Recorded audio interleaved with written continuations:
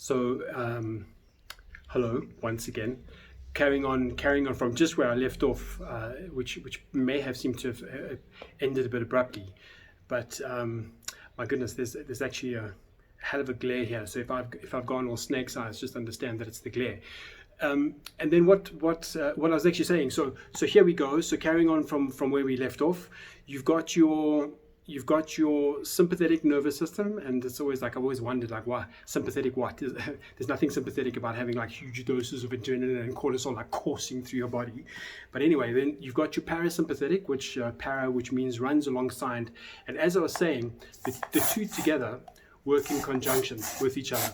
And just like those little space shuttles, you always see them. You see them in the movies. You see them. There's that little spacecraft just sort of entering into the moon's orbit, and it's like you see the little thrusters going, and there's millions of little micro adjustments, and that's what this is doing. This is what your central nervous system is doing. It's after homeostasis, it's after balance, and neither is right or wrong, just overdone, and that's what stress is that your sympathetic nervous system is completely in. Your cortisol, your norepinephrine, your adrenaline, just overdrive. You've heard that whole story.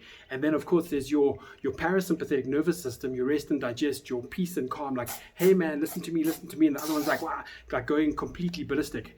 And then think about your language. Every time you say something like, oh, it makes me so mad, then it starts going, and the taxis and the traffic and my work and just everything else is not actually working. And then every night you're just trying so desperately to restore, and then still it's carrying on, and I'm so angry, and my boss sucks, and I'm not able to do anything. And then after a while, you actually wonder why on earth you can never succeed with anything, because you're just not resting enough. That's it.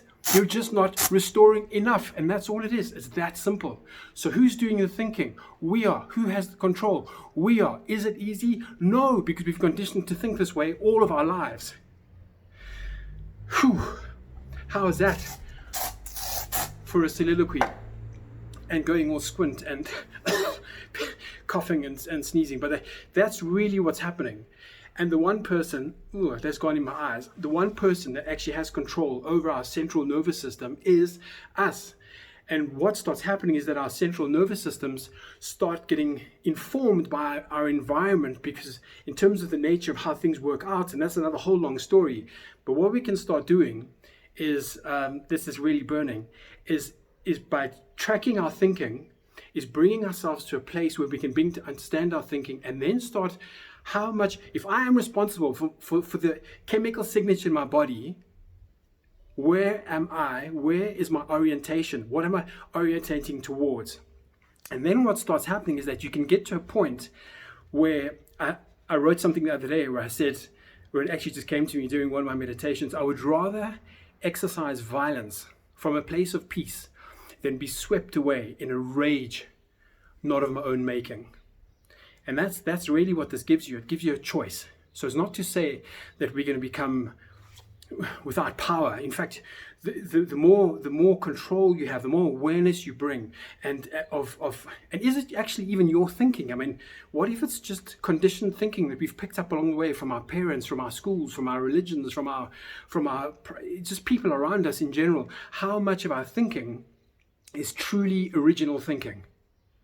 And how much power is that when we start? It's not about bringing the power back. It's not something that we're adding to ourselves. It's that when we start looking and being insightful and questioning and discerning the quality of our thinking, we start to begin to understand that the power has always been within us.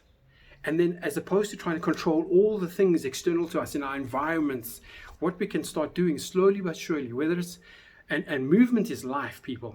Movement is life. That really just adds so much to the quality of life. You get blood to the brain, heart-brain cohesion, left and right hemisphere cohesion, all these other wonderful things. But there it is. So is there a way? Of course there's a way. And for those of you who are looking for a way, start very gently, by just one day at a time. And does the journey ever end? No, I don't believe so. I believe that up until I take my last breath, I'll be on my way looking for some aspect of how to express myself.